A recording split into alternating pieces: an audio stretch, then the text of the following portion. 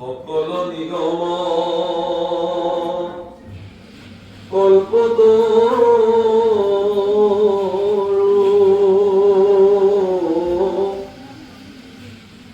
তার ফল মহা ভাগবত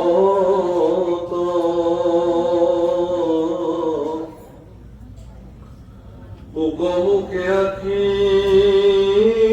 ভূমিত হইলা বিদিত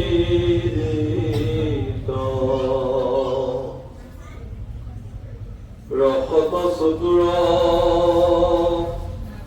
যিতু জন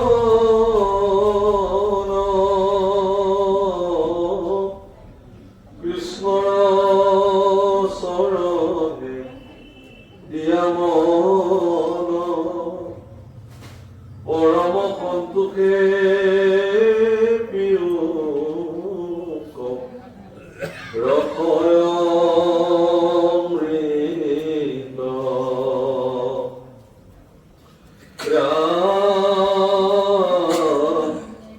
পৰম সন্তোষে পিয়ুক ৰসয় অমৃত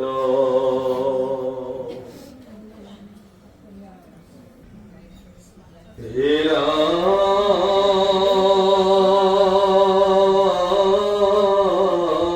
রাম জয় জয় কৃষ্ণ কৃপা ময় মহেশ্বর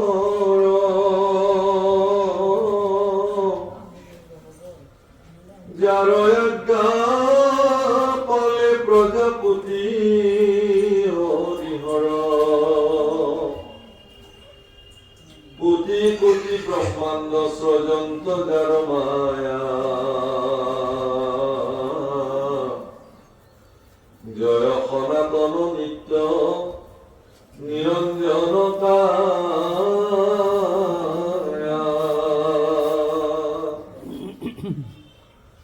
নম মধুরী পুরাম মূর মহাগুরু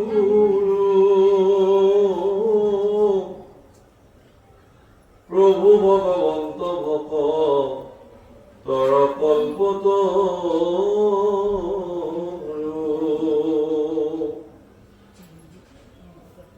হীরা মাটি পাত কিয়তরে যার স্মরণে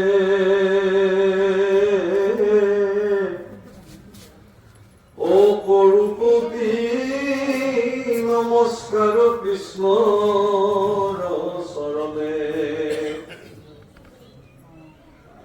রাম প্রভু পদ পঙ্কজ ধরি হৃদয়ত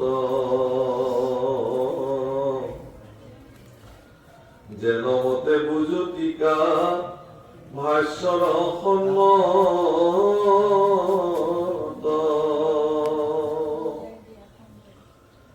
আৰ কৃষ্ণৰ আদেশে আমি দীৰ্ঘ ছন্দে বিৰচিব নৱতীৰ্থ কথা প্ৰবন্ধে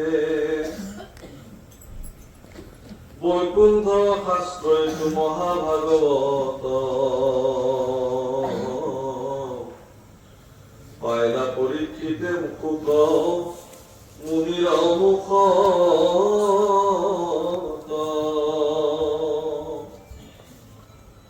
হাতৰি নশুনি সুখে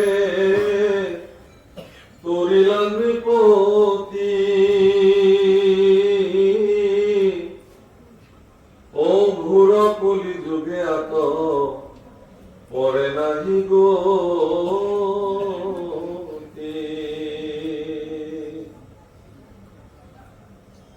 আৰ কুকনি গদতি শুনিও পৰীক্ষিত বসুদেৱ নাৰদ সংবাদ বিপৰীত নিমিলব সিদ্ধে যেন ভৈলাৰ উপাখ্যান অহু খাব শেষ কথা হৈও সাৱধান। বাবুসকল আইসকল জয় জয়তে আপোনাক সমস্তকে আমি নিবেদন কৰিলো আৰু শ্ৰীমদ ভাগৱত শাস্ত্ৰ বৈকুণ্ঠৰ কল্পতৰু একাদশ স্কন্ধৰ প্ৰাৰম্ভণি অধ্যায় নিমেল অৱসিদ্ধ সংবাদ আজি প্ৰকাশ হৈছে আৰু ইয়াৰ প্ৰাৰম্ভণিতে মংগলাচৰণ কৰিছে। মংগলাচৰণ আমাৰ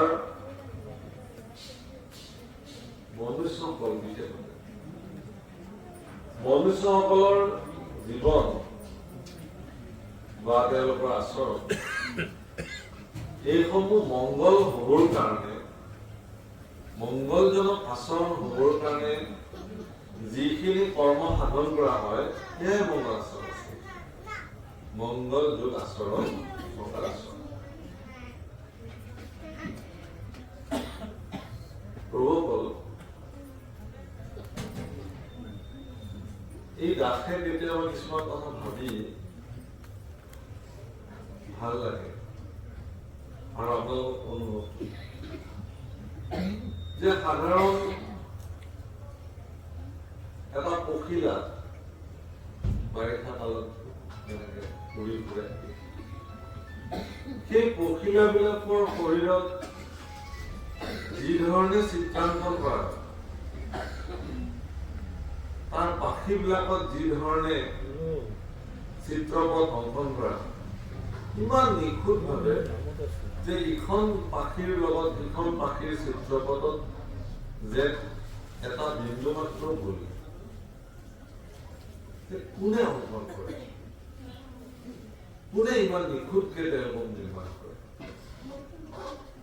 সাধাৰণ পখিলা কিছুদিনৰ কাৰণে জীৱন কিছুদিনৰ কাৰণে জীয়াই থাকিব পৃথিৱীত তাৰ পৰিক্ৰমা শেষ হৈ যাব তেনেকুৱা এটা জীৱৰ শৰীৰতো ভগৱানে সৃষ্টিকৰ্তাই ইমান নিখুঁত পৰিকল্পনাৰে তেওঁলোকক নিৰ্মাণ কৰে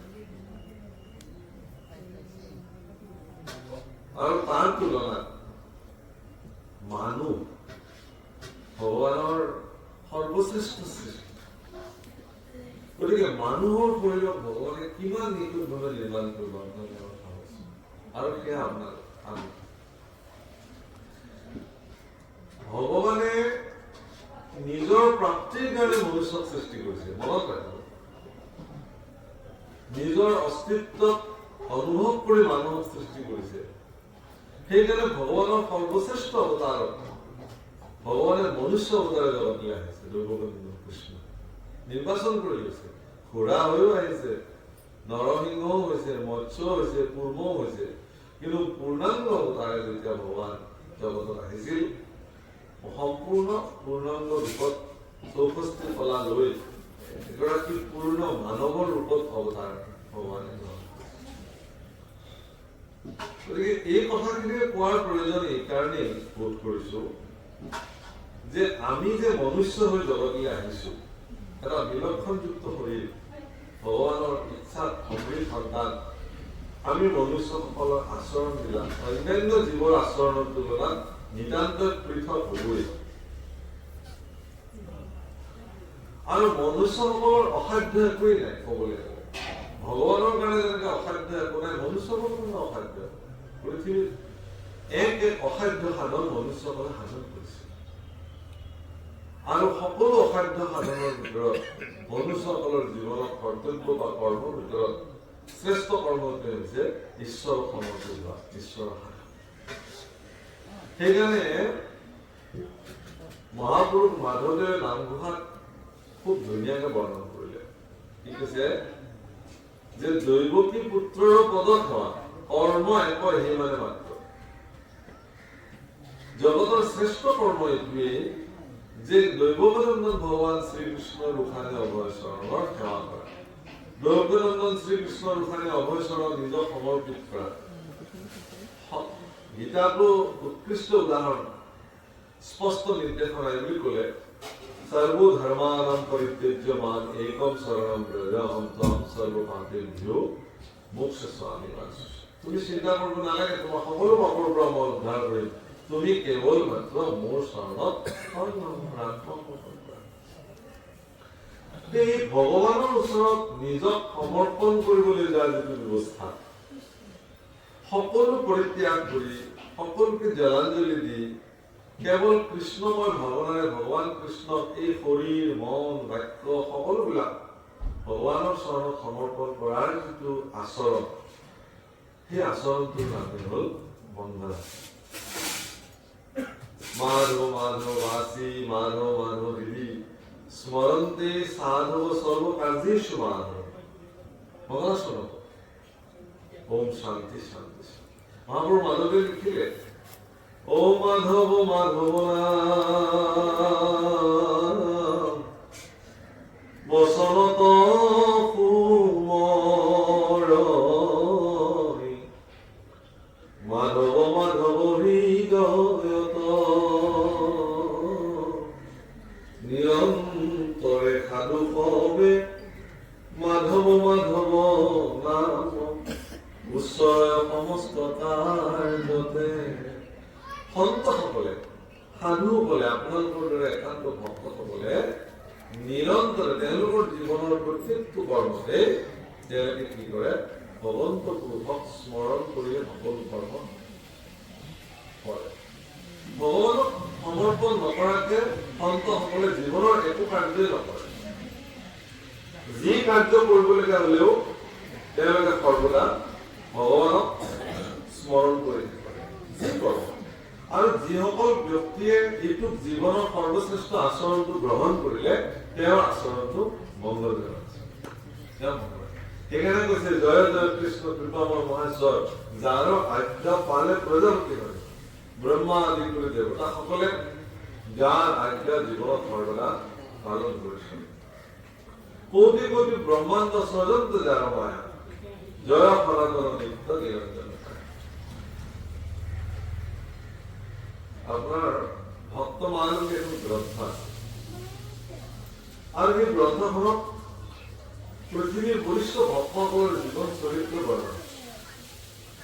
আৰু সেই গ্ৰন্থখন পঢ়িলে এনেকুৱা লাগে যে অধিকাংশ ভকতে ভগৱানক এইবুলি প্ৰাৰ্থনা কৰিছে যে, হে প্ৰভু, এই জাগতিক জগতখনত তোমাক চাবৰ কাৰণে, তোমাক প্ৰাপ্তিৰ কাৰণে আমাৰ আটাইতকৈ বাধাৰ প্ৰাচীৰখনেই হ'ল মায়া। আৰু তাতকৈ ডাঙৰ কথাটো হ'ল কি, যে সেই মায়াৰ আকৌ স্ৰষ্টা তুমি নিজে, সেই মায়াৰ আকৌ স্বামী তুমি নিজে। যে মোৰ দৰে এগৰাকী সেৱকে যদি তোমাৰ চৰণত চাপি ধৰিব লাগে, তেতিয়াহ'লে সেই মায়াৰ প্ৰাচীৰসমূহ তুমি দূৰ কৰিব লাগিব, কোনে কৰোঁ। গতিকে মোৰ এটাই প্ৰাৰ্থনা, প্ৰভু, মায়াক নিবাৰী দূৰক, মায়াক নিবাৰী দয়া কৰা হৰিয়ে, তুমি মোৰ মায়া নিবাৰণ কৰা।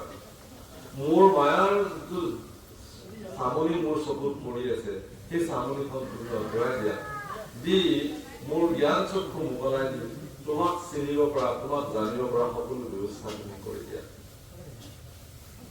আৰু ইয়াতো সেইকাৰণে কৈছে যে কোটি কোটি ব্ৰহ্মাণ্ড স্বজন্ত যাৰ মায়া, জয় সনাতন নিত্য নিৰঞ্জন।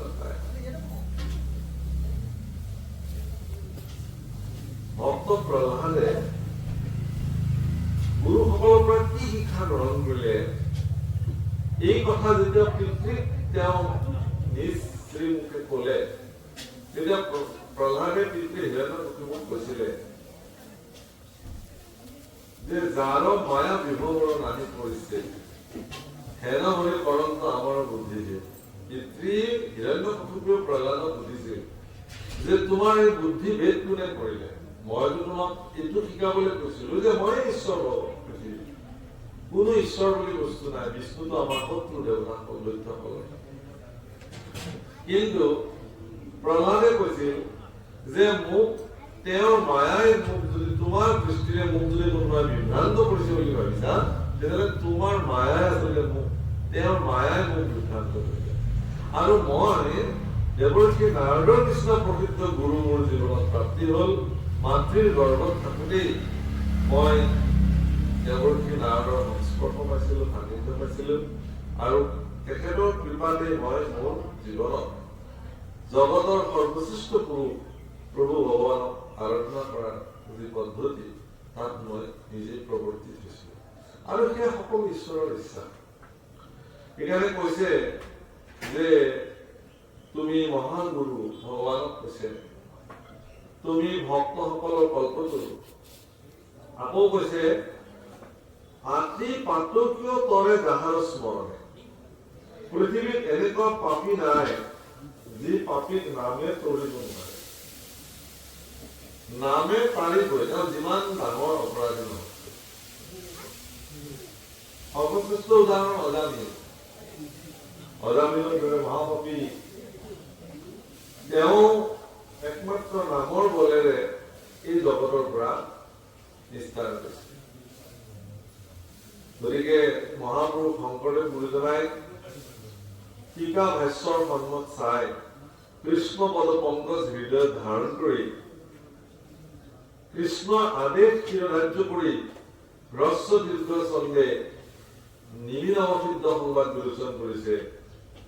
আৰু এই কথা ভাগৱতৰ সাৰ, ভাগৱতৰ সন্নিষ্ঠ হৈ আছে। 7 দিন 7 ৰাতি শুকদেৱৰ নিচিনা পৰম প্ৰকৃত গুৰুৱে মহাৰাজ পৰীক্ষিতক ভাগৱত কথা শুনাইছে, আৰু তাত সিদ্ধান্ত কি দিছে, ঘোৰ কলিযুগে আটকৰে নাই গতি, ভাগৱত শ্ৰৱণ নীতিলৈকে কলিযুগত অন্য ব্যৱস্থা গতি আৰু নাই। হৰে নাম হৰে নাম হৰে নাম কেৱলম কলো নাস্তি নাস্তাত্ব নাস্তাত্ব গতি অন্যথা। কলিযুগত হৰি নাম ব্যতিৰেক অন্য গতি নাই। সেইকাৰণে কৈছে যে শুক নিগজতে শুনি হব পৰীক্ষিত, মহামুনি শুকদেৱে পৰীক্ষিতক ভগৱানক কেনেকে ভক্তি সাধন কৰিব লাগিব এই কথা বুজাবৰ কাৰণে তেওঁ এটি সংবাদ লৈ আহিছে, আৰু সেই সংবাদ হল নাৰদ বসুদেৱ সংবাদ। সেই নাৰদ বসুদেৱ সংবাদৰ মাজতে নিমিনৱসিদ্ধ সংবাদ বুলি অনিত্য সংবাদৰ সৃষ্টি হৈছে।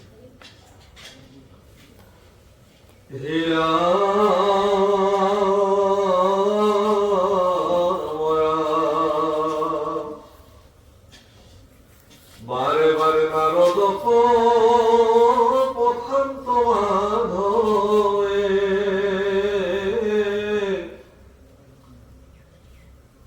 আৰ নেৰন্ত দ্বাৰকা ঋষি পৰম গৌৰৱে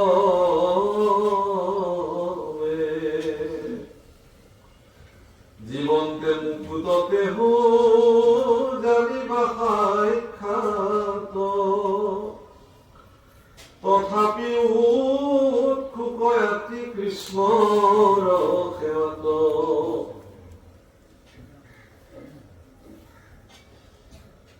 দেৱৰ্ষি নাৰদ জীৱন্তে মুকুট। হে প্ৰভুকল, যদি দেৱৰ্ষি নাৰদৰ নিচিনাকে আমি তেনেকে জীৱন্তে মুকুট হলোহেঁতেন, তেতিয়াহ'লে হয়তো আমি ভাবিলোহেঁতেন আমিতো মুক্তি হৈ গলো, আমাৰ কি কাম কৰিব। কিন্তু দেৱৰ্ষি নাৰদে জীৱন্তে মুক্ত হোৱাৰ পিছতো দেৱৰ্ষি নাৰদে কৃষ্ণৰ সেৱাৰ প্ৰতি অত্যাধিক উৎসুক। সুযোগ পালে ভগৱান কৃষ্ণৰ সেৱা কৰাৰ তেওঁৰ ইচ্ছা সৰ্বদা জাগ্ৰত হৈ থাকে। আৰু সেইকাৰণে তেওঁ যেতিয়া দ্বাৰকালৈ গল, দ্বাৰকাৰ সমৃদ্ধি দেখিলে যে দ্বাৰকাত সমস্ত সমৃদ্ধি দ্বাৰকাত বিদ্যমান হৈ আছে, আৰু ভগৱান কৃষ্ণ সাক্ষাতে দ্বাৰকাবাসী চাই থাকে। গতিকে এই হেন গৌৰৱ ক্ষণ দেৱৰ্ষি নাৰদে এৰিব খোজা নাই, তেওঁ দ্বাৰকা আচলতে এৰিব খোজা নাই। কিন্তু ভগৱান কৃষ্ণৰ কথাটো হল কি, যে তোমাৰ নিচিনা সজ্জন যদি দ্বাৰকাতে সোমাই থাকে, তেতিয়াহ'লে মোৰ গুণানুকীৰ্তন কোনে গাই কৰিব পৃথিৱীত। আপোনালোকে দেৱৰ্ষি নাৰদৰ চৰিত্ৰত আমাৰ যিবিলাক ভাওনাবিলাকত দেখুৱায়, তেনেকুৱা চৰিত্ৰ আচলতে দেৱৰ্ষি নাৰদৰ নহয়। দেৱৰ্ষি নাৰদক এটা টুটুকীয়া চৰিত্ৰ, এটা কৌতুক চৰিত্ৰ, এটা ধেমালি হাস্য ধেমালিৰ চৰিত্ৰ হিচাপে আমাৰ ভাওনাবিলাকত মানুহে উপস্থিত। কিন্তু আপোনালোকক মই কওঁ যে পৃথিৱীৰ ভিতৰত এগৰাকী ভব্য গব্য সামৰ্থ্যশালী যদি ব্যক্তি আছে, সেইটো দেৱৰ্ষি নাৰদ। ধীৰ গম্ভীৰ স্বভাৱতে সেই নাৰায়ণ নাৰায়ণকে চট ফটাই দৌৰি ফুৰা নাৰায়ণ নহয়। সেইটো আমাৰ পূৰ্বৰ পৰাই কৰি আহিলে কাৰণে ডিৰেক্টৰ বিলাকে এইটো কেতিয়া অধ্যয়নো নকৰে, একো নকৰে। নাৰদ মানে এটা ফটুৱা চৰিত্ৰ এটা যেন এনেকুৱা উপস্থাপন কৰি মানুহক এণ্টাৰটেইনমেণ্টৰ কাৰণে নাৰদৰ চৰিত্ৰ বোলে আমুকে নাৰদ বৰ ধুনীয়া গায়, নহয়। ভব্য গল্প তুলন্ত যন্ত্ৰত মহাকৃষ্ণৰ চৰিত্ৰ, ধেমালি কথা নেকি? যিটো হাতে দিব্য বিনা যন্ত্ৰ মুখে ৰাম নাম হৃদয়ত কৃষ্ণ মূৰ্তি স্ফূৰ্তি বিশ্ৰাম। যিজন ব্যক্তিৰ হৃদয়ত কৃষ্ণ মূৰ্তি সৰ্বদা জাজ্জল্যমান হৈ থাকে, যাৰ শ্ৰীমুখে কৃষ্ণ ধ্বনি সৰ্বদা বিদ্যমান হৈ থাকে, যাৰ কৃপাত প্ৰহ্লাদৰ দৰে শিষ্য, ধ্ৰুৱৰ দৰে শিষ্য, দশপ্ৰস্তাপৰ দৰে শিষ্য, প্ৰসিদ্ধ শিষ্যসমূহ দেৱৰ্ষী নাৰায়ণে নিৰ্মাণ কৰিছিল। ঈশ্বৰৰ সেৱক সাধক সেই দেৱৰ্ষী নাৰায়ণ ইমান তুলুঙা টুটুকীয়া হ'ব পাৰে জানো? যি কথা কৈছিল দেৱৰ্ষী নাৰায়ণে সঁচা কথাখিনি উন্মুক্ত কৰিছিল, কাৰো প্ৰতি ভয় নাছিল, নিৰ্ভীক। সেইকাৰণে আজিও দেৱৰ্ষী নাৰদৰ জয়ন্তীক বিশ্ব সংবাদ দিৱস হিচাপে পালন কৰা হয়। নিৰ্ভীক নিৰপেক্ষ সংবাদ বুলি ক'লে দেৱৰ্ষী নাৰদৰ চৰিত্ৰ, কোনো লোকধাক নকৰে, যিখিনি সেইখিনি কথা আৰু স্পষ্ট উপস্থাপন কৰে। গতিকে সেই দেৱৰ্ষী নাৰদে জীৱন্তে মুকুট অথচ কৃষ্ণৰ গৌৰৱত তেওঁ দ্বাৰকা নগৰ নেৰে। গতিকে কৃষ্ণই বাৰে বাৰে কোৱাৰ পিছতো তেওঁ দ্বাৰকা যেন এৰিব খোজা নাই আৰু চৌপাশে দ্বাৰকা ঘূৰি ফুৰিছে, দ্বাৰকাৰ সৌন্দৰ্য চাই। আৰু এটা সময়ত তেওঁ গৈ ভগৱান কৃষ্ণৰ পিতৃ বসুদেৱৰ গৃহত প্ৰৱেশ কৰিছে। আৰু তাতে বসুদেৱ আৰু দেৱৰ্ষী নাৰদৰ মাজত যিখিনি কথা আলোচনা হৈছে সেইখিনিকে ভাগৱতত নাৰদ বসুদেৱ সংবাদ হিচাপে প্ৰতিষ্ঠা বা সেইখিনি লিপিবদ্ধ হৈছে।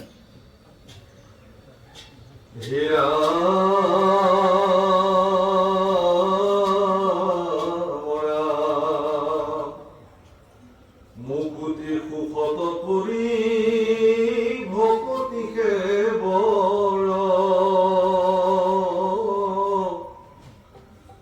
তথাপি নভজে লোক কিনো কৰ্মজৰ। মুক্তি সুখতকৈও ভকতিৰ সুখ শ্ৰেষ্ঠ। আমি মুক্তি বুলি আমি ঘূৰি ফুৰো বা মুক্তিৰ অন্বেষণত আমি বিলাকে কৰ্ম সাধন কৰো, কিন্তু দৰাচলতে মুক্তিৰ প্ৰয়োজন আছে জানো? মুক্তিৰ প্ৰয়োজন নাই। এইকাৰণে নাই যে ভক্তি কৰিলে মুক্তি নিজে নিজে প্ৰাপ্ত। আজি কপিল দেৱতী সংবাদৰ কথা আমাৰ প্ৰয়োজনাই উল্লেখ কৰিছে। কপিল দেৱতী সংবাদৰ ভক্তি যুগত ভগৱান কপিল ঈশ্বৰ কি বুলি কৈছে মাতৃ দেৱতীৰ আগত, যে হে আই মুক্তি কোনো ভকতিৰ প্ৰাসংগিক মাত্ৰ। বুলি কৈছে নহয়, মুক্তি কোনো ভকতিৰ প্ৰাসংগিক মাত্ৰ, ভকতি কৰন্তে মুকুতিৰ হয় পাত্ৰ। গতিকে মুক্তি এটা ভক্তিৰ প্ৰাসংগিক বস্তু মাত্ৰ। ভক্তি সাধন কৰিলে আপুনি নিজে নিজে মুক্তিৰ পাত্ৰ হ'ব। আপুনি মুক্তি পাবৰ কাৰণে কৰ্ম কৰাৰ কোনো প্ৰয়োজন নাই। যিটো জনে যায় নামক সেবি তাৰ পিছে পিছে ভ্ৰমন্ত হৰি মূৰ্তিমন্ত হোৱা পঞ্চ প্ৰকাৰৰ মুকুতি মুকলয় পাব বুলি কয়।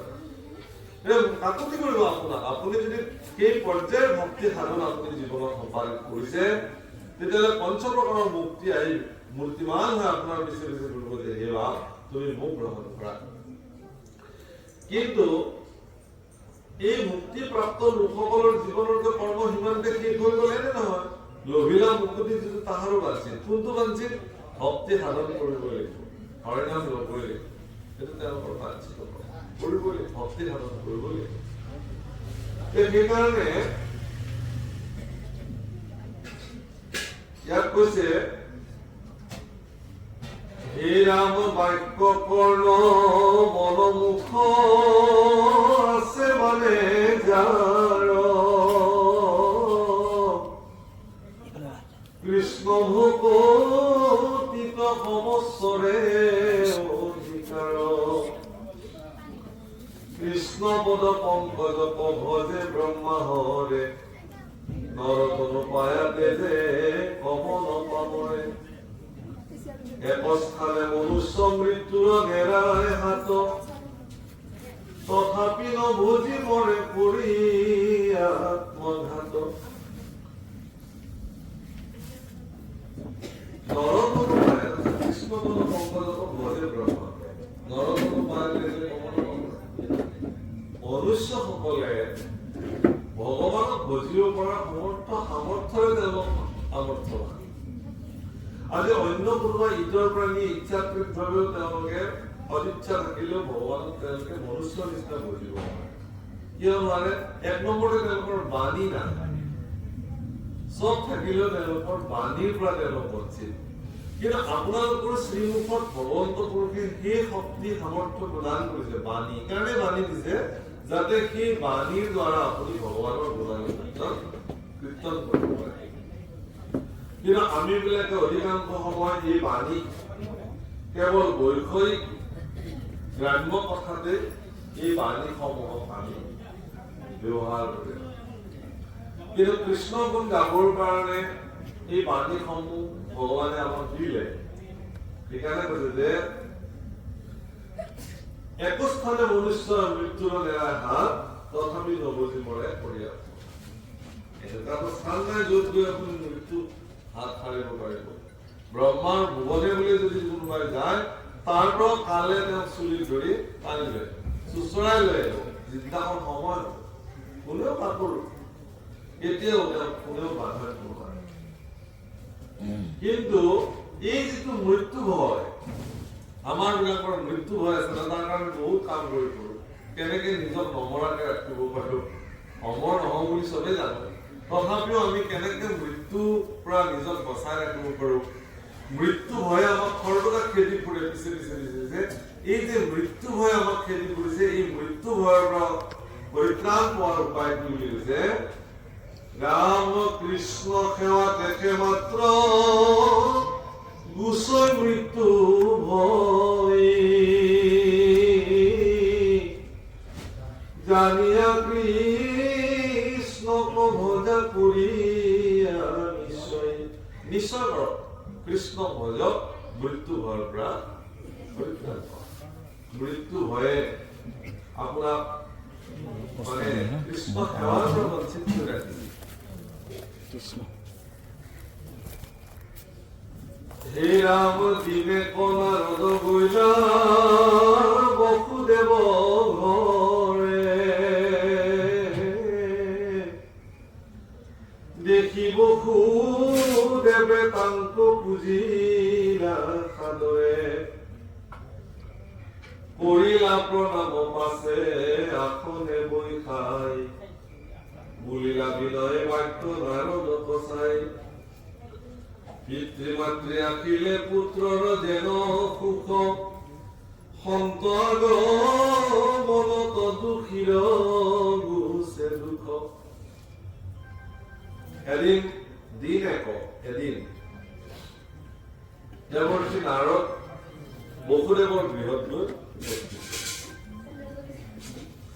আৰু বসুদেৱে দেৱৰ্ষি নাৰদক দেখাৰ লগে পাঠ্য অৰ্ঘ্যে তেওঁক বুজি প্ৰণাম জনাই আসনত বহাইছে আৰু পৰম বিনয়েৰে পৰম বিনম্ৰতাৰে দেৱৰ্ষি নাৰদক বসুদেৱে স্তুতি কৰিছে আৰু কৈছে যে পিতৃ আগমনত পুত্ৰৰ যেন সুখ সন্ত আগমনত দুখীৰ গুচে দুখ সন্তান সন্ততিৰ গৃহলে যেতিয়া পিতৃ মাতৃ আহি উপস্থিত হলে সন্তান আনন্দিত হৈ যায় ঠিক তেনেকে তোমাৰ নিচিনা সন্তসকলৰ যদি কেতিয়াবা আগমন ঘটে তেতিয়াহ'লে আমাৰো দুখ নাইকিয়া হয় প্ৰভু এই বাক্যটোৰ ওপৰত কিন্তু মোৰ অলপ ক'বলগীয়া আছে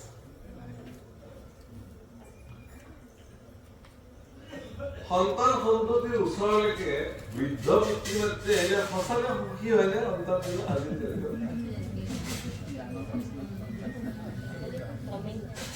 বুঢ়া কেতিয়া যাব কিয় আহিল আজি বুঢ়া একদম বাস্তবিক যিটো আপুনি লৈ পৰিছিল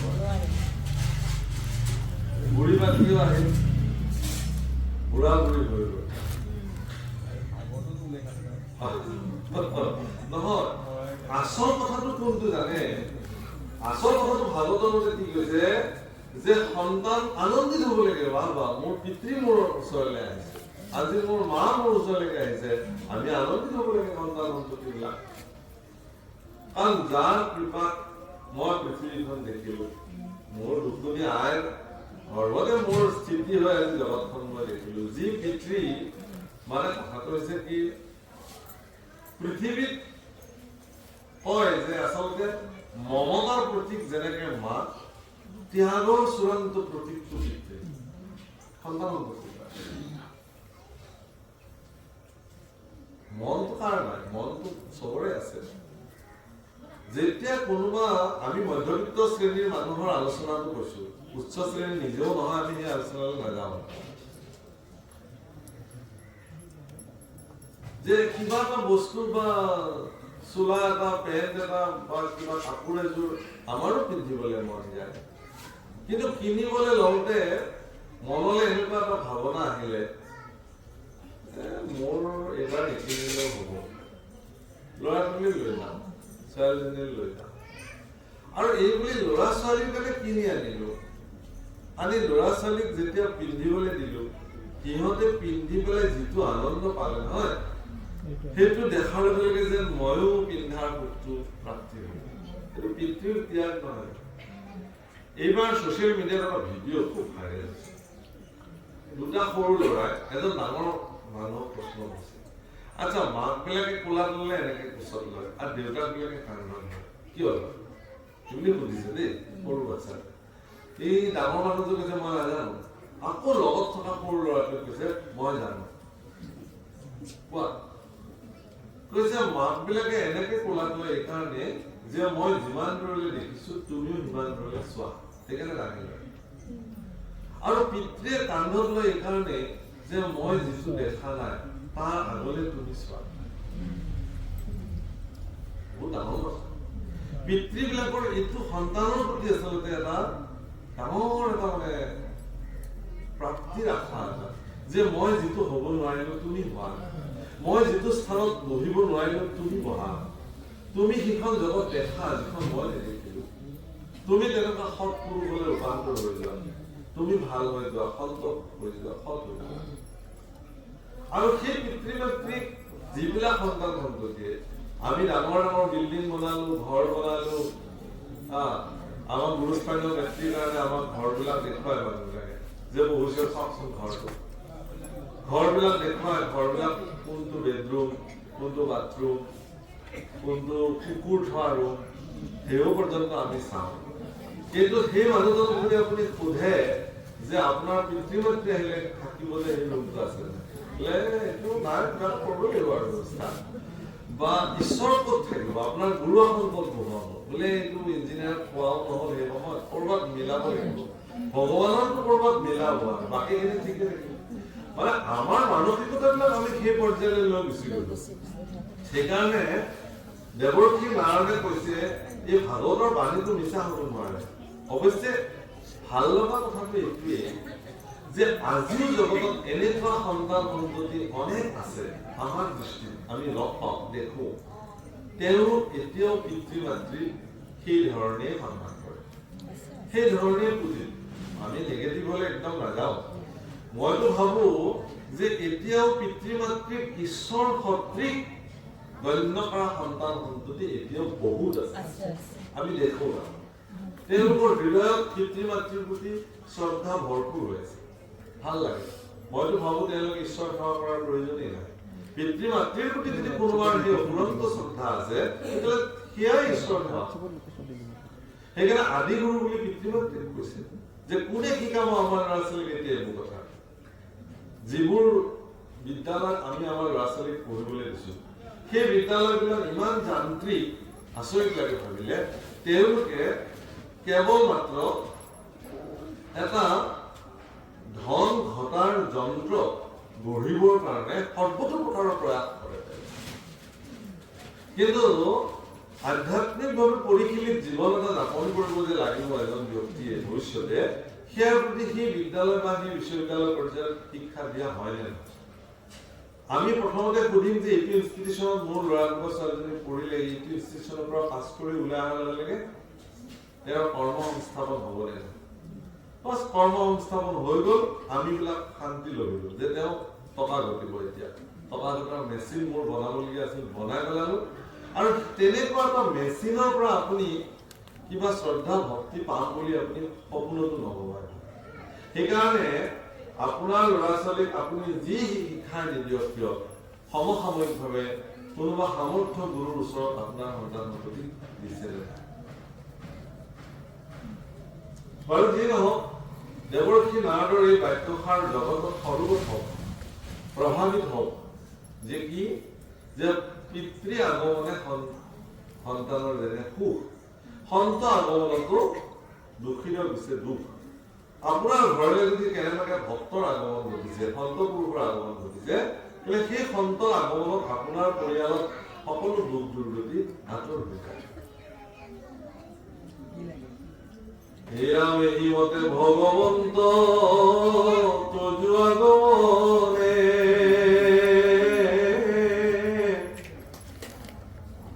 সমস্তৰে কুশল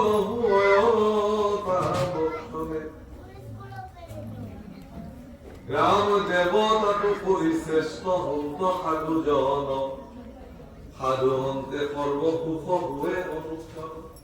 দেৱতা সকলোতকৈও সাধু সন্ত শ্ৰেষ্ঠ, ভক্ত শ্ৰেষ্ঠ। ভগৱানৰ সমপক্ষ বুলি ধৰা, সমপক্ষ মানে অন্তৰ নাই বুলি কৈছে। ভক্ত আৰু ভগৱানৰ মাজত কোনো পাৰ্থক্যই নাই। বিষ্ণু আৰু বৈষ্ণৱৰ কিঞ্চিতকো নহি ভেদ, দুয়োৰো কথা কৰে পাঠকৰ কণ্ঠ আছে। এই গতিকে তোমাৰ নিচিনা এগৰাকী সজ্জন, তোমাৰ নিচিনা এগৰাকী সাধু গুৰু যি দেৱতাতকৈও শ্ৰেষ্ঠ, তুমি আমাৰ গৃহলৈ আহিলা। এই বুলি কৃষ্ণৰ পিতৃ বসুদেৱে তেওঁক যথোচিত সেৱা কৰিছে।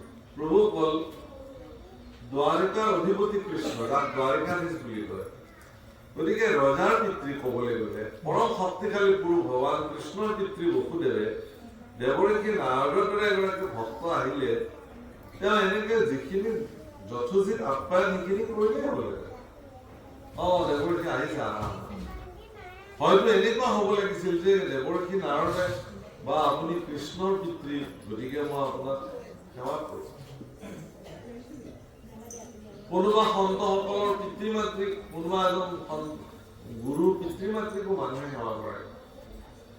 কিন্তু দৰাচলতে আজি এই ক্ষেত্ৰত উল্টা হৈছে।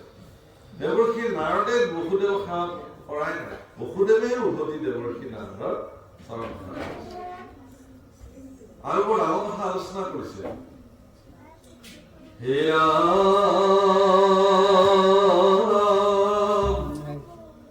মিলে সুখ দুখ দুই দেৱ কপুজনে, কেৱলে সুখ মাত্ৰ সাধে সাধুজনে। পূজা অনুৰূপে দেৱতা দেই ফল, সাধু হব স্বভাৱতে দুখিত বৎসল। তোমাৰ সদৃশ যাৰ শ্ৰীকৃষ্ণ তম, তা সম্বাৰ এহি মত হুৱে চৰণ। ভৈলো কৃতাৰ্থ যদি ঋষি মহাশয়, তথাপিতো কুচু ভাগৱত ধৰ্মচয়। যে তোমাৰ নিচিনা ভগৱান কৃষ্ণৰ চৰণ মন থকা লোকসকল তুমি আজি আমাৰ গৃহত আহিলা, গতিকে তোমাক মই দুটামান কথা সুধিব খুজিছো। এই বুলি বসুদেৱে দেৱৰ্ষী নাৰদক যথোচিত পাদ্যে অৰ্ঘে পুজি সম্পূৰ্ণ সেৱা ভক্তিৰে বিনম্ৰতাৰে কথাখিনি নিবেদন কৰিছে।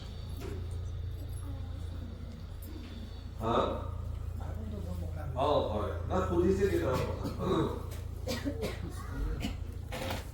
আৰ পৰম শ্ৰদ্ধায় যাক শুনিলে মাত্ৰ দুৰ্ঘুৰ সংসাৰ দুঃখ কৰে সৰ্বলোক। সেই ভাগৱত ধৰ্ম সম্পৰ্কে তুমি মোক ক'ব লাগে যাক শুনিলে মানুহে সংসাৰ কৰি যাব। সংসাৰ তৰণৰ একমাত্ৰ পথ হ'ল ভাগৱত ধৰ্ম। গতিকে এই যি ব্যৱস্থাৰ দ্বাৰা মানুহে এই বিষয় সংসাৰ অতি সহজভাৱে তেওঁ পাৰ হৈ যাব পাৰে, সেই সম্পৰ্কে তুমি মোক কোৱা। আর দেবর মায়ায় মোহ হইল পুর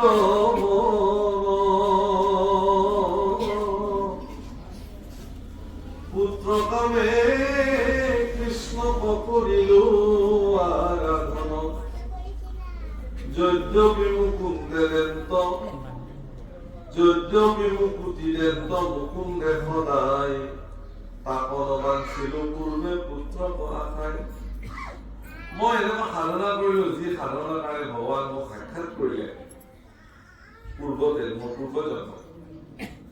ইচ্ছা কৰিলে মই মুক্তি বিচাৰিব পাৰিলোহেঁতেন, কিন্তু মই মুক্তি নিবিচাৰিলো। মই পুত্ৰ কামনা কৰিলো তেওঁকে, যে তুমি মোৰ পুত্ৰ কৰে। আৰু যেন মতে তৰুৱাৱে সংসাৰৰ ক্লেশ মহামুনি দিয় মোক সেই উপদেশ।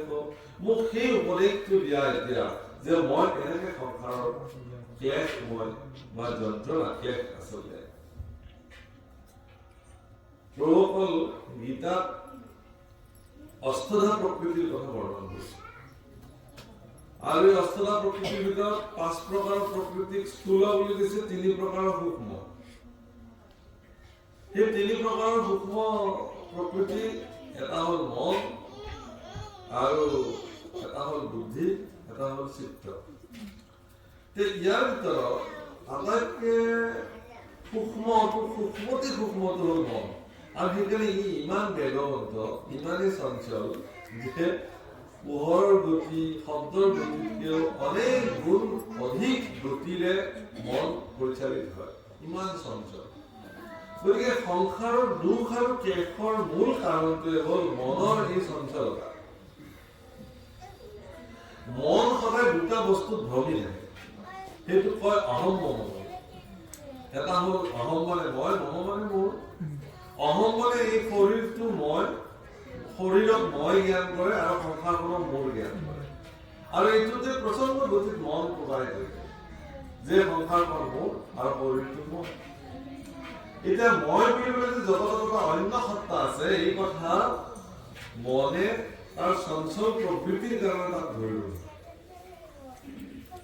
গতিকে বসুদেৱে আজি এই কথাটো সোধাৰ কাৰণ সেইটোৱেই, যে আচলতে ময়ো এতিয়ালৈকে এই কথাখিনি ধৰিব পৰা নাই, যে তোমাৰ নিচিনা সন্ত পুৰুষে কেনেকে কৃষ্ণ ভজনা কৰি এই জাগতিক জগতত থাকিও ইয়াৰ সুখৰ পৰা তোমালোক বঞ্চিত হৈ আছা, অৰ্থাৎ তোমালোক জীৱন্ত মুক্ত কেনেকে হ'ব পাৰিলা, এনেকুৱা কি সাধনা তোমালোকে জীৱনত সাধন কৰিলা, সেই সম্পৰ্কে আমাক ক'ব লাগে। হে ৰাম তুষিলা কৃষ্ণক তুমি জীবত ভকতি, আমাক দিও সেই উপায় সম্প্ৰতি, যেবে বসুদেৱে হেন পুছিলা হৰিকি, হৰিস্মৰি পাইলা প্ৰীতি পাছে দেৱৰিকি। তুমি কেনেকে কৃষ্ণক তোষণ কৰিলা, অৰ্থাৎ তোমাৰ প্ৰতি কৃষ্ণক কেনেকে প্ৰভুসকল ভগৱানক কেনেকে তুষ্টি কৰিলে বুলি বসুদেৱে সুধিবলগীয়া নাই, আৰু আটাইতকৈ সহজভাৱে অতি সোনকালে তুষ্টি হোৱা ভগৱানজনেই হ'ল কৃষ্ণ। সেইকাৰণে তেওঁৰ এটা নাম হ'ল আশুতোষ। ভাগৱতত খুব ধুনীয়া শ্লোক আছে, যে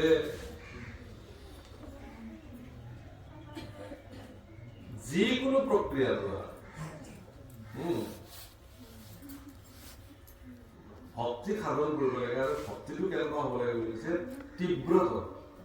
তীব্ৰেণ ভক্তি যোগেন যজেত পুৰুষম পৰম, অকাম বা সৰ্বকামেও মোক্ষ কাম উদাৰধি তীব্ৰেণ ভক্তি যোগেন যজেত পুৰুষম।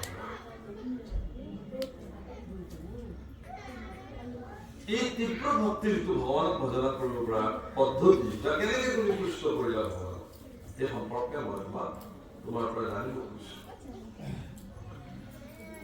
হে ৰাম দেৱে বসুদেৱে হেন কুচিলা হৰিষি, হৰিস্মৰি পাইলা প্ৰীতি পাছে দেৱৰিষি। তেওঁ বৰ আনন্দ পালে, প্ৰীতি পালে। কাৰণ এই কথাটো সুধিলে মানে কি, সন্তসকল কোনোবাই কৃষ্ণ কথা সুধিলে সন্তসকলে ভাল পাব। কাৰণ এইকাৰণেই ভাল পাব যে এই অজুহাততে তেওঁ অন্তত কিছু সময় কৃষ্ণ স্মৰণ কৰিব। আৰু বসুদেৱে সেই সুবিধাটো গ্ৰহণ কৰিলে যে স্বয়ং দেৱৰ্ষি নাৰদ প্ৰকৃত গুৰু এগৰাকী মোৰ ঘৰলৈ আহিলে, গতিকে মই তেওঁৰ পৰা এই কথাটো জানিব। আৰু দেৱৰ্ষি নাৰদৰ মনত তৃপ্তি উপজিল, আনন্দ উপজিল, ভালেই হ'ল, মই এতিয়া কৃষ্ণ কথা ক'ব পাৰিম। তেওঁ কি হৈ গ'ল, হে ৰাম পুলকিত তনু মনে মিলিলাল হাদ,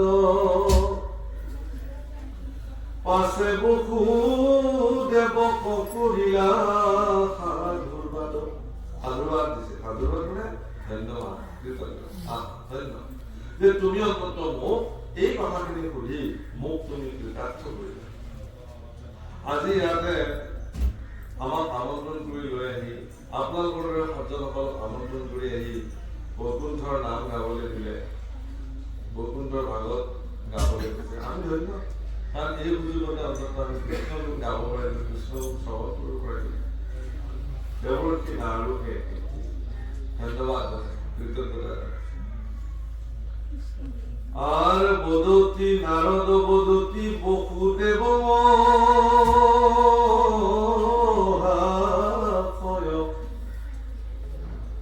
ধন্য ধন্য বুদ্ধি খাৰ করিয়া নিশ্চয়। হে রাম কুশিলা পরম ভাগ বত ধর্ম যত, যাহা স্মরণে হুয়ে পবিত্র জগত। রাম শুনে বা ভনে বা স্মরে নতুবা দরে, আনে বা গাঁৱন্তে জীবা অভিনন্দা কৰে। যে ধন্য হে বসুদেৱ, তুমি মোক পৰম ভাগত কথা সুধিলা, আৰু এই শ্ৰেষ্ঠ কথা মই তোমাক কবলৈ পাই মই ধন্য হলো। আৰু তোমাৰ যি বুদ্ধি, তোমাৰ মন আৰু মগজুত যি বুদ্ধি সৃষ্টি হৈছে এই কথা শুনিবৰ কাৰণে, সেই বুদ্ধিৰ প্ৰতি মই ধন্য ধন্য তোমাক ধন্যবাদ। শুনে বা ভনে বা স্মৰে, এই সকল লোক ধন্য হইলা, যাৰ স্মৰণে সমস্ত জগত পবিত্ৰ হয়। আনকি কোনোবাই যদি কৃষ্ণ গুণ গায়, তেওঁ যদি তেওঁক প্ৰশংসা কৰে, তাতো তেওঁৰ পুণ্য সঞ্চয় হৈ গৈছে। কোনোবাই যদি কৃষ্ণ গুণ গালে, যে আপুনি নাম গালে, বোলে বৰ ধুনীয়া গালে দেই, সুন্দৰ, বৰ ভাল গালে, বৰ আনন্দ পালে, বৰ সুললিত ভাৱে আপুনি ঈশ্বৰৰ নামষাৰ গালে, এই বুলি যদি তেওঁক অভিনন্দন কৰে। কোনোবাই পাঠ কৰিছে, কি কৰিছে বেলেগ কথা, কি কলে কি গালে বেলেগ কথা, কিন্তু আপুনি কৃষ্ণ কথা বুলি সন্তুষ্টি হল, বৰ ভাল লাগিলে আপোনাৰ শ্ৰীমুখে কৃষ্ণ ভাল লাগে, এইবুলি যদি আপুনি অভিনন্দন কৰে, তথাপিও তৰি যাব পাৰিব। ৰাম শ্ৰৱণ কীৰ্তনে যাৰ, আর দেব বিশ্বদ্রোহী কুপবিত্র করে আতি, হেন ধর্ম শুনিবে তোমার ভূমতি।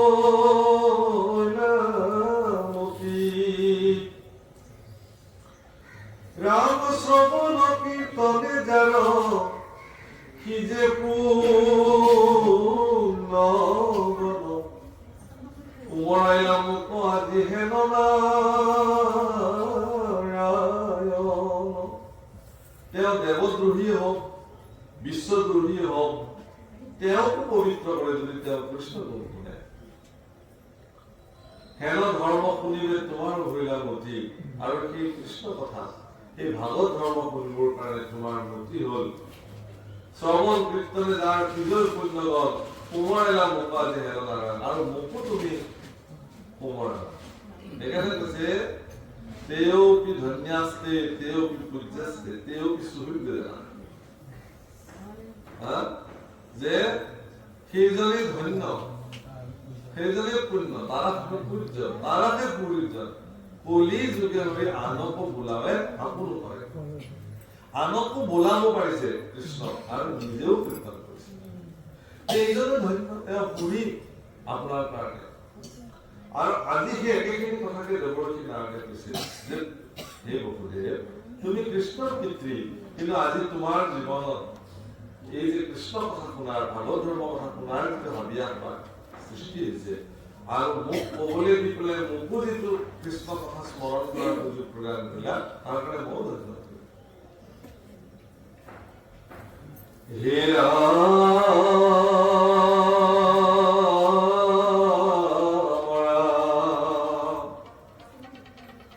আৰ যিটো কথা মুহূৰ্ত পুছিলা মহামতি, আৰু ইতিহাস এক শুনি সম্প্ৰতি, নৱসিদ্ধ সমেনি বিৰাজাৰ সম্বাদ, শ্ৰৱণ মাত্ৰকে মনে মিলিবে আনন্দ। শুনা সেই কথা তুমি স্থিৰ কৰি মন, ভাগৱত ধৰ্মৰ আশ্ৰয় নিৰূপণ। হেৰাম স্বয়ম্ভুৱ সুত প্ৰিয় ব্ৰত মহাশয়, আছিল অগ্নিৰ্ধৰামে তাহা নতয়। গতিকে মই তোমাক ভাগৱত ধৰ্ম কবলৈ যাওঁতে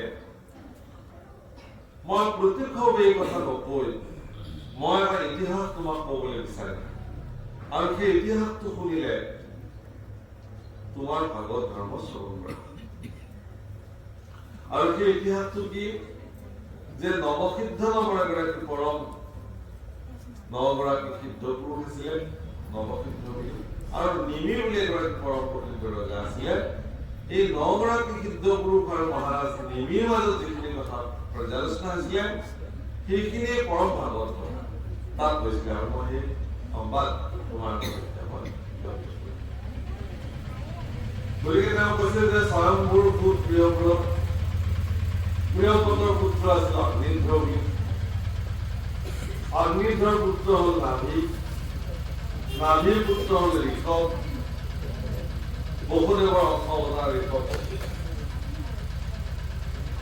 তেওঁ লোকত মুখ্য ধৰ্ম প্ৰচাৰ কৰিছিল, আৰু তেওঁৰ পৰা 100 পুত্ৰ জন্ম, আৰু তাৰ ভিতৰত শ্ৰেষ্ঠ হিচাপে ভৰতৰ জন্ম, যাৰ নামেৰে ভাৰত। আৰু বাকী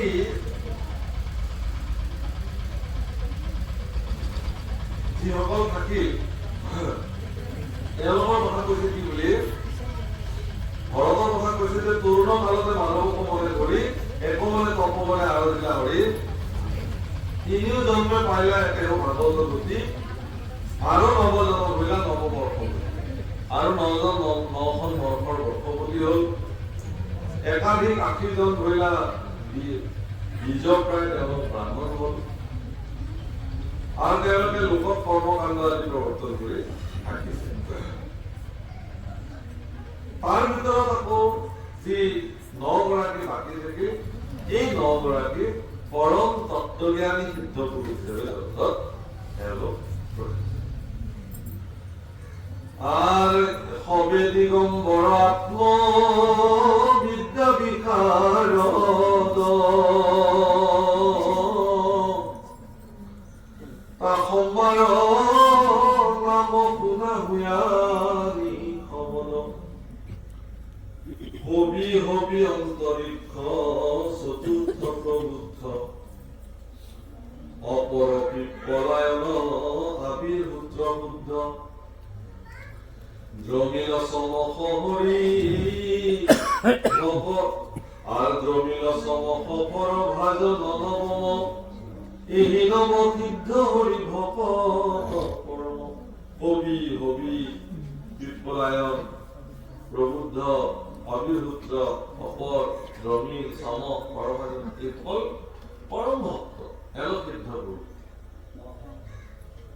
রামিতু স্থূল সূক্ষ্ম রূপ বিশ্ব সরাসর হবে নারায়ণময় দেখে নিরন্তর সিদ্ধৰ যিটো সূত্ৰ মানে সিদ্ধৰ যিটো সংজ্ঞা বহুতে ক'ব যে সিদ্ধ মানে কি সিদ্ধ পুৰুষ কাক কোৱা যে সিদ্ধ পুৰুষ হ'বলৈ দিয়ে বিশ্ব ব্ৰহ্মাণ্ড সূক্ষ্ম ৰূপ স্থূল ৰূপত যিমান অস্তিত্ব আছে সকলোতে ঈশ্বৰ মই দেখিব পাৰিছে আমিতো নেদেখোৱে দেখিবই নোৱাৰে গতিকে তেওঁলোকে দেখে আৰু এই যি নগৰাকী পৰম সিদ্ধ ৰূপ এওঁলোকে কিন্তু সমস্ততে নাৰায়ণ মানে হে ৰাম কিন্তু আপোনাত হন্তে নোহে বেছি ৰেক দেখিয়া ভ্ৰমন্ত হবে জগত যতেক পুৰসিদ্ধ খাদ্য যক্ষ গন্ধৰ্ব কিন্নৰ নৰনাগ শংকৰ চাৰণ বিদ্যাধৰ সৰ্বদা ভ্ৰমীয়া পুৰে পাসম্বাৰ পুৰে গমন কৰন্ত নিত্য গোলকৰে কাহাতো কিঞ্চিত মানে নাহি আশকতি আকাশে সঞ্চৰে হবে অবাধিত গতি তেওঁলোকে সমগ্ৰ লোকসমূহ গন্ধৰ্ব কিন্নৰ যক্ষ সকলোতে তেওঁলোকে প্ৰৱেশ ঘূৰি ফুৰে স্বৰ্গলৈও যায় বৈকুণ্ঠলৈও যায় চবতে যায় অবাধিত গতি কোনেও তেওঁলোকক বাধা দিব নোৱাৰে তেওঁলোকৰ গতি কোনেও ৰোধ কৰিব নোৱাৰে কিন্তু আটাইতকৈ ডাঙৰ কথাটো এই যে ইমান সমৃদ্ধিশালী স্থানবিলাকলৈ তেওঁলোক যায় সেই সমৃদ্ধিশালী স্থানবিলাক দেখিলে তাৰ কোনো এটা তত্ত্বৰ প্ৰতি তেওঁলোক আকৰ্ষিত নহয় তেওঁলোকৰ তাৰ প্ৰতি দুৰ্বলতা তেওঁলোকৰ আসক্তি তেওঁলোকৰ নাই কাৰণ তেওঁলোকৰ আসক্তি নাই আসক্তি বোলা বস্তুটো তেওঁলোকৰ জীৱনত একেবাৰে নাই আনকি তেওঁলোকে বস্ত্ৰও নিপিন্ধে দিগম্বৰ দিশে তেওঁলোকৰ কাৰণে বস্ত্ৰ হেৰা ঋষিগণ সমেনি ৰাজা মহাশয় কৰে মহাযজ্ঞ অতি আনন্দ হৃদয় ভৈলা নৱ সিদ্ধ সেই সভাত প্ৰৱেশ সূৰ্য সমজলে হবে দিগম্বৰ বেশ মহাভাগৱত হবে অকস্মাতে আইলা দেখিয়া সভাৰ লোক বিস্ময় পাইলা আৰু এইগৰাকী নিমিত যায় ব্ৰাহ্মণসকলক লৈ তেওঁ ৰাজ্যত তেওঁ এখন প্ৰসিদ্ধ যজ্ঞ সম্পাদন কৰিবলৈ লৈছিলে আৰু সেই সময়তে সেই যথাস্থানত সিদিনাখন পূৰ্বৰ পৰা ভ্ৰমি আহি নগৰাকী সিদ্ধপুৰুষ মহাৰাজ নিমিৰ ৰাজসভাত উপস্থিত আৰু তেওঁলোকক দেখিলে যে তেওঁলোকৰ শৰীৰৰ পৰা দিব্য কান্তি প্ৰকাশিত হৈ আছে তেওঁলোক গোটেইবিলাক দিগম্বৰ সূৰ্যসম শৰীৰৰ পৰা প্ৰজ্বলন দেখিবলৈ তেওঁলোকক দেখিলেই ভক্তি জন্মে পৰম প্ৰভাৱী শক্তিশালী পুৰুষ নগৰাকী আহি যেতিয়া তাত উপস্থিত হ'ল সকলোৱে আশ্চৰ্য মানিলে বা এওঁলোক কোন ক'ৰ পৰা আহিব ৰাম কৰজোৰে কৰিয়াতি সচকিত মতি গুৰু পুৰোহিত সমে উঠিলা নৃপতি মূৰ্তি ধৰি অগণি সুন্দৰ ভৈলা বাজ সিদ্ধ সমস্ত কথা ধৰিলা সামৰাজ তাত যিমান ঋত্বিক পুৰোহিত ব্ৰাহ্মণ ঋষি সকলো আছিল মহাৰাজ নিমি প্ৰমুখে সকলোবিলাকে নগৰাকী সিদ্ধপুৰুষক দেখি সৰস্বতী সকলোবিলাক থিয় হ'ল আৰু প্ৰত্যেকে তেওঁলোকক সেৱা জনালে আৰু সকলোকে সমৰ্পিত কৰি যজ্ঞৰ কুণ্ডৰ পৰা স্বয়ং অগ্নি দেৱতা মূৰ্তিমান হৈ প্ৰকাশিত হ'ল আৰু নগৰাকী সিদ্ধপুৰুষক পৰম সাদৰেৰে সেৱা সৎকাৰ কৰি যথাস্থানত তেওঁলোকক আসন আদি প্ৰদান কৰিলে ৰাম আচাৰ্য ঋত্বিজ সব যজ্ঞ কাৰ্য এৰি পৰিলা শুশ্ৰূষা সিদ্ধ সমস্ত কেবেৰি সাধু সংগে সবান নিৰ্মল ভৈলা মহতি সঘনে উপজে কৃষ্ণ চৰণত ৰতি বিনা অলংকাৰে কৰে কৰি অবিপীতি সম্পদ দেখি আমি মিল মহাপ্ৰীতি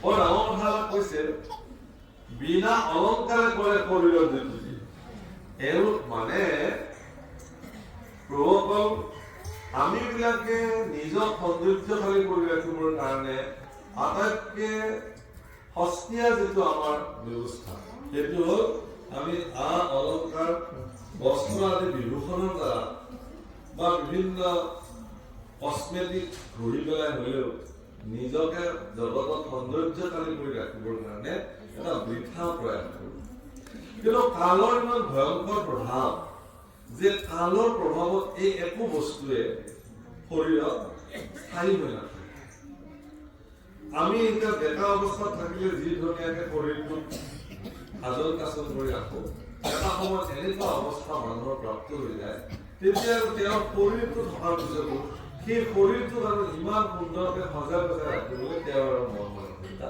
নাই দৰকাৰ কোনোবাই ক'লেও ক'ব মোক নালাগে এনেকে মই ভাবি আছো কিন্তু এইসকল এই সিদ্ধসকলৰ চৰিত্ৰ এইটোৱেই যে এওঁলোকে বাহ্যিক মানুহটোক সজাবলৈ গুৰুত্ব নিদিয়ে এওঁলোকে ভিতৰৰ মানুহটোক সজাবলৈ গুৰুত্ব দিয়ে আৰু সেইকাৰণে এওঁলোক বিনা অলংকাৰেৰে কবি মানে সৌন্দৰ্যবৰ্ধন সমস্ত জগতক এওঁলোকে দেখিবলৈ ধুনীয়া আৰু যাক দেখিলে মহাপ্ৰীতি জন্ম পৰিলা আসনে বৈখাই চৰণ পূজা প্ৰণামী বিনান্ত কৃতাঞ্জলি কৰিলে যথোচিত তেওঁলোকক আসন আদি প্ৰদান কৰা হ'ল চৰণ আদি ধুৱাই দিয়া হ'ল সম্পূৰ্ণ সৎকাৰ কৰা হ'ল সম্পূৰ্ণ শ্ৰদ্ধাৰ ব্যৱস্থাৰ দ্বাৰা মহাৰাজ নিমি অত্যন্ত কৃতাঞ্জলিভাৱে বিনম্ৰতাৰে তেওঁলোকক সৎকাৰ কৰিলে কি কৈছে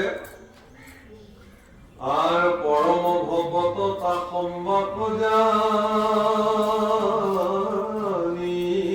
মনে আসনে বৈখায়া রঙ্গে পুজিলা চরণে হেয়া শরীর কান্তিয়ে তাকে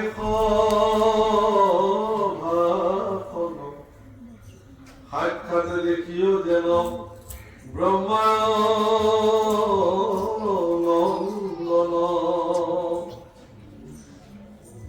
হে সম্বাক দেখি রাজা প্রীতি গিলা অবলতে নিজ অভিমত পুষিলা আর জানিল তোমার পারি সদগোবিন্দর পবিত্র করিয়া পুরা লোকনি অন্তর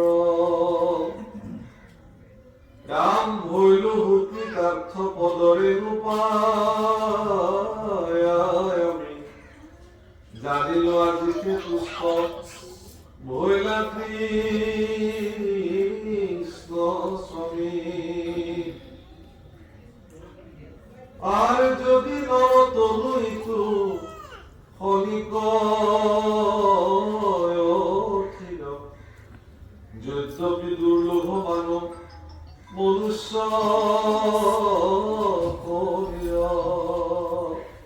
হে কৃষ্ণফল তোমালোকে সমস্ত জগতখনকে পবিত্ৰ কৰি কৰা কাৰণ তেওঁলোকে বেলেগ কাম নকৰে যদিকে যে কেৱল কৃষ্ণ গুণ গায় গতিকে তোমালোকৰ নিচিনা সিদ্ধ গুৰু আমাৰ গৃহগত হ'ল মানে কি আমাৰ ভাগ্য উদয় কাৰণ মোৰ ৰাজ্যত তোমৰা খবৰ নিচিনা পৰম সিদ্ধ গুৰুসকল আহিছা গতিকে আমাৰ জীৱন ধন্য হ'ল এইবুলি কৈছে যে ভৈলুক কৃতাৰ্থ পদৰেণু পায় আচলতে আমি কৃতাৰ্থ হলো তোমালোকৰ নিচিনা সজ্জনসকলৰ একলিকা ৰেণু পদৰেণু পাবৰ কাৰণে মানুহে অভ্যাস কৰিছে আৰু তেনে ক্ষেত্ৰত তোমালোক নিজে আহিলা আমাৰ গৃহলৈ আমি হয়তো এই নৰতমটো যিহেতু অধীৰ যদ্যপি দুৰ্লভ দেৱতাসকলৰ কাৰণে দুৰ্লভ কিন্তু ই অধীৰ ইয়াৰ স্থিৰতা নাই গতিকে তাহাঁতো দুৰ্লভ মানুহ ভকতৰ সংগ গভীৰো দুৰ্লভ লাভ কিন্তু হৈ যায় আটাইতকৈ শ্ৰেষ্ঠ দুৰ্লভটো হ'ল ভকতৰ সংগ যিহেতু প্ৰাপ্ত হৈ আমাৰ জীৱনত তুমি তোমালোক আহিলা সেই গতিকে আমি কৃতাৰ্থ বৰ আনন্দ লৈছো এৰাম সবাৰ পত পুৰি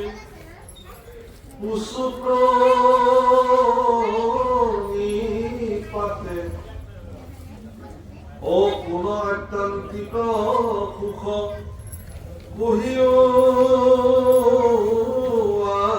আমাতে এইটো প্ৰথম প্ৰশ্ন মহাৰাজ নিমিয়ে নৱসিদ্ধৰ প্ৰতি কৰা প্ৰথম প্ৰশ্ন যে হে সিদ্ধসকল আত্যন্তিক সুখ কাক বলে আমিতো সুখ সুখ বুলি মানুহ বলিয়া বোলে সুখৰ নেদেখে মুখ সুখ বুলি পাই দুখৰ কৰিছে এটা কবিতা আছিলে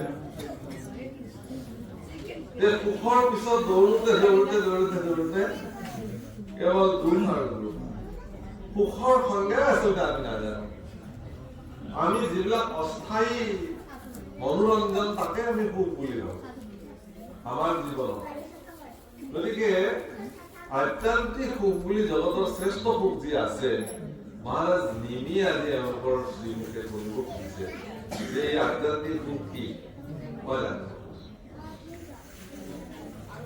আৰ অখাৰ সংসাৰ এত কিছু নাহি ভকতৰ সংগ অৰ্ধক্ষমে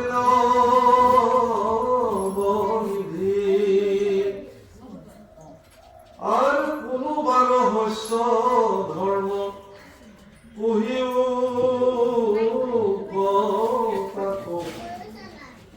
জাত দুষ্ট হইয়া কৃষ্ণে দেন্তয়া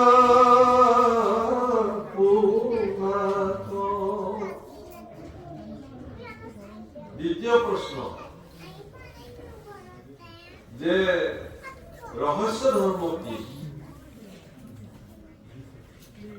প্রবকল রামধন মাধবপুরকে এই শব্দ ব্যবহার করছে আমি রাম রাম নাম নিগম রহস্য এটা কি রহস্য তার পিছৰ লাইনতে লিখিলে যাৰে নাম তাকে কৰে বসে ৰহস্যটো সেইটোৱে প্ৰভুকৰ এই কথাবিলাক এই যিটো ৰহস্য ভগৱানৰ ৰহস্য কোনেও উৎখাদন কৰিব নোৱাৰে কিন্তু ভগৱানৰ পৰা যিটো ধৰ্ম সেই ধৰ্মৰ ৰহস্য কিন্তু ধেৰ বেছি আৰু গুৰুসকলে পৰম সামৰ্থ্য দ্বাৰা কৃষ্ণসকলক এই ৰহস্য ভেদ কৰিছে আৰু সেইকাৰণে নিমিও আজি সিদ্ধ পুৰুষসকলক কৈছে যে ৰহস্য ধৰ্ম কি ভগৱানক প্ৰাপ্তিৰ যিটো ৰহস্য সেই ধৰ্মটো কি মই জানো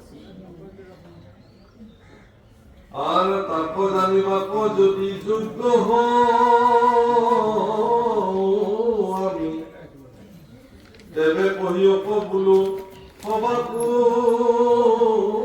প্ৰণামী আৰ কোন ভাগবত ধৰ্ম ভক্ত বুলি কাকো কোন মায়া কোনোবা উপায় কৰে তাকো তাৰ পৰবৰ্তী প্ৰশ্ন হল ভাগবত ধৰ্ম কি ভক্ত কাক বোলে মায়া কি ইয়াক কি উপায় কৰিব পৰা যায় আৰ কাক বুলি ব্ৰহ্ম কৰ্ম যুগকাৰ নাম অৱতৰিকে সবে পৰন্ত কোন